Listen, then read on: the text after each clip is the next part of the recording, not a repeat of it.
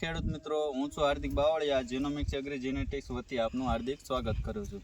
આજે હું આવ્યો છું પાટી ગામમાં. જે પ્રગતિશીલ ખેડૂત છે એમને જીનોમિક્સ કંપનીનું 189 વેરાયટીનું વાવેતર કરેલું છે. તો એમની પાસેથી તો અભિપ્રાય જાણીએ કે વેરાયટી કેવી લાગી અને કેવા પરફોર્મન્સ છે. દાદા, તમારું નામ? ભીખાભાઈ હીરાભાઈ. ભીખાભાઈ હીરાભાઈ, આપણે કેસીએસ 189નું વાવેતર કરેલું છે, તો એમની પાસેથી જાણવી.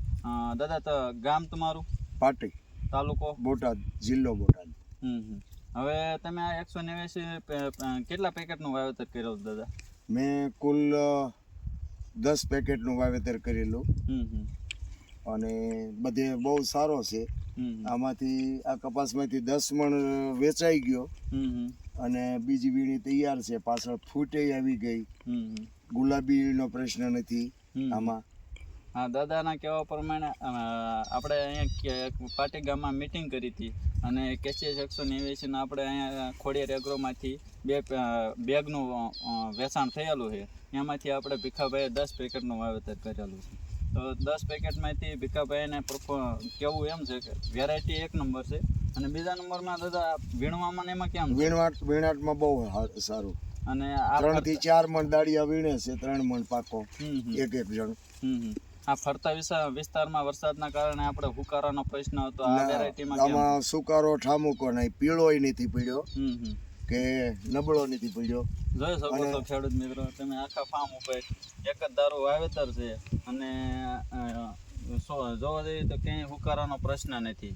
અને દાદા, તમને આમ ઝીંડવાની સિરીઝ અને કેવી રીતે લાગે? હા, એ બધું સારું. દવા ઓછી દવા એ તે છોડની રીતે સારો રહેશે. તો દાદાએ ભીખા દાદાએ આપણે 189નું આપણે કહેવા પ્રમાણે 10 પેકેટનું વાવેતર કરેલું છે. તો સામેથી ખેડૂત ભાઈનો ફોન આવ્યો હતો કે ભાઈ તમે 189 પેકેટ મેં કર્યા છે, તો તમે વેરાયટી એકદમ જોઈ જાઓ, મારે બહુ પરફોર્મન્સ સારા છે. આપણે પાટી ગામમાં નહીં તો બધા ઓલ ઓવર બધા વિસ્તારમાં 189નું વાવેતર કરેલું છે. તો બધા ખેડૂતોના પરફોર્મન્સ સારા છે અને રિવ્યૂ બી સારા છે કે ભાઈ 189 આવનારા ભવિષ્યમાં આવે છે કેસીએસ 189 જીનોમિક્સ કંપનીનું. તો આવનારા ભવિષ્યમાં જાજુ નહીં પણ ખતરા પ્રમાણે તમારા ખેતરમાં કરવા વિનંતી. અને સારામાં સારું ઉત્પાદન આપતી વેરાયટી છે. અને ભીખા દાદાએ 10 મણ વીઘો લઈ લીધો છે અને હજી પહેલા ફાલનો 20 મણ ઉપર થશે વીઘો. પહેલા ફાલનો ઉતારો 20 મણ ઉપર થશે અને બીજી આ ફૂટ આવી એ બીજા ફાલનો જે થાય તે.